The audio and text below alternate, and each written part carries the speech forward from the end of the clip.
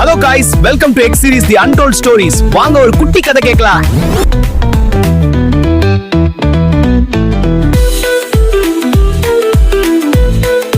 இன்னைக்கு நம்ம பார்க்க போற கதை இந்த உலகத்திலே பெரிய பணக்காரனை பத்தி.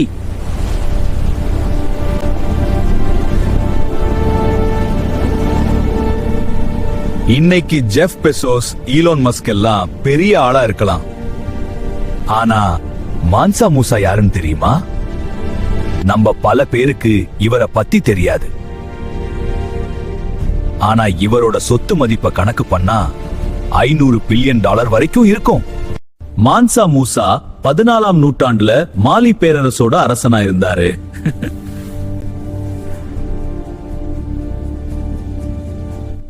அந்த காலத்துல உலகத்துல இருந்த மொத்த தங்கத்துல பாதிய மான்சா மூசா தான் சப்ளை பண்ணாருன்னா பாத்துக்கோங்களேன்.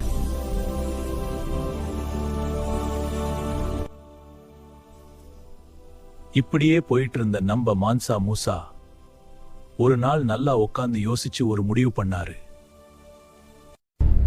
மெக்கா, நம்ம நடந்தே மெக்காவுக்கு போலாம்னு முடிவு பண்ணாரு. ஆனா அவர் ஒண்ணும் சும்மா போலங்க.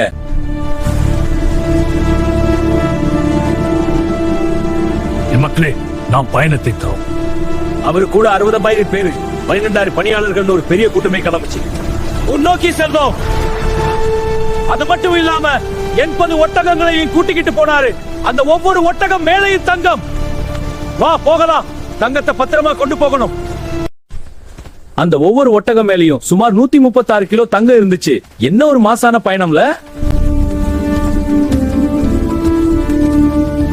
இப்படியே நடந்து போய் சேர்ந்த இடம்தான் எகிப்து.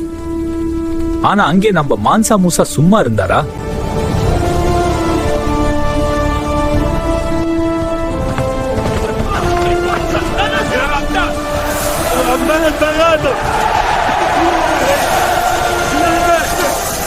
தீபாவளிக்கு பக்கத்து வீட்டுல முறுக்கு கொடுக்கற மாதிரி கையில சிக்கன எல்லார்கிட்டயும் தங்கத்தை சும்மா கொடுத்தாரு.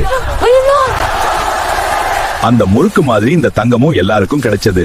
மான்சா மூசா கொடுத்த அந்த தங்கத்தினால எகிப்தோட பொருளாதாரம் அப்படியே கிராஷ் ஆகிடுச்சு.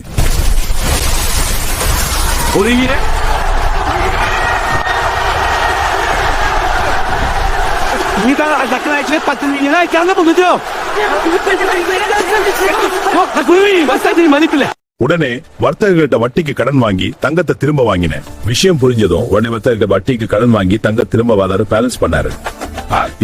பொருளாதாரம் சரியாகிட்டது. இப்ப கூட கேட்லாண்ட் அட்லஸ் மேப்ல மான்சா மூசா கையில தங்க நாணயத்தோட இருக்கிறத நீங்க பார்க்கலாம்.